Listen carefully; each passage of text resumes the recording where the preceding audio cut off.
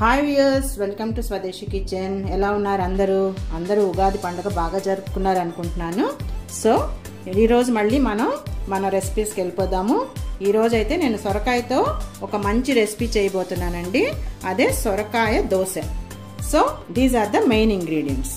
బియ్యపిండి ఒక కప్పు, ఒక హాఫ్ కప్పు సొరకాయ తురుము, 2 టేబుల్ స్పూన్స్ బొంబాయి రవ్వ, అలాగే పిండి కలుపుకోవటానికి వాటర్, కొద్దిగా కరివేపాకు, అల్లం పచ్చిమిర్చి paste, half tablespoon jeera and half tablespoon salt. ఇవన్నీ మనం ముందు మిక్స్ చేసుకుందాం.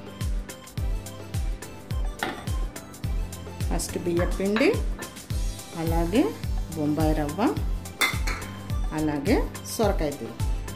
ఓకే, సో అల్లం వెల్లుల్లి పేస్ట్, కరివేపాకు, జీరా పౌడర్ అండ్ సాల్ట్ ఇవన్నీ వేసేసుకొని, ఇంకా 1 మోర్ ఇంగ్రీడియంట్, అసలైన మెయిన్ ఇంగ్రీడియంట్, ఒక స్పూను పెద్ద టేబుల్ స్పూన్ పెరుగు.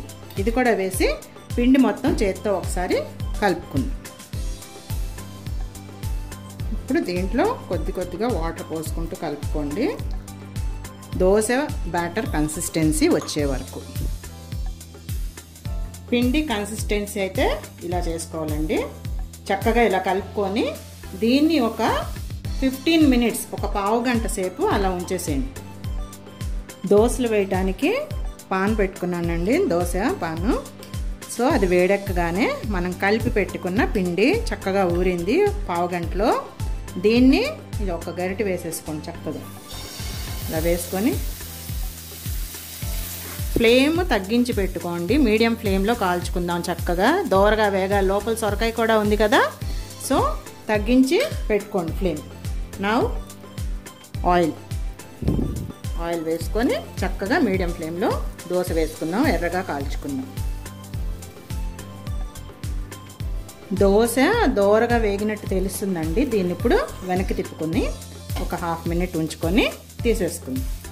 నేను దీంట్లో ఆనియన్స్ అలా ఏం వేయట్లేదండి, ఎందుకంటే ఆనియన్స్ స్మెల్ డామినేట్ చేసేస్తుంది. సొరకాయ వేసాం కదా, ఆ ఫ్లేవర్ ఎంజాయ్ చేయాలని నేను ఆనియన్స్ వేయట్లేదు. ఓకే, ఎంతో హెల్దీ బ్రేక్ఫాస్ట్ రెసిపీ సొరకాయ దోశ ఈజ్ రెడీ. చూడండి, నేను ఇక్కడ 2 చట్నీస్తో సర్వ్ చేసుకున్న, అల్లం పచ్చడి, at the same time tomato రోటి పచ్చడి.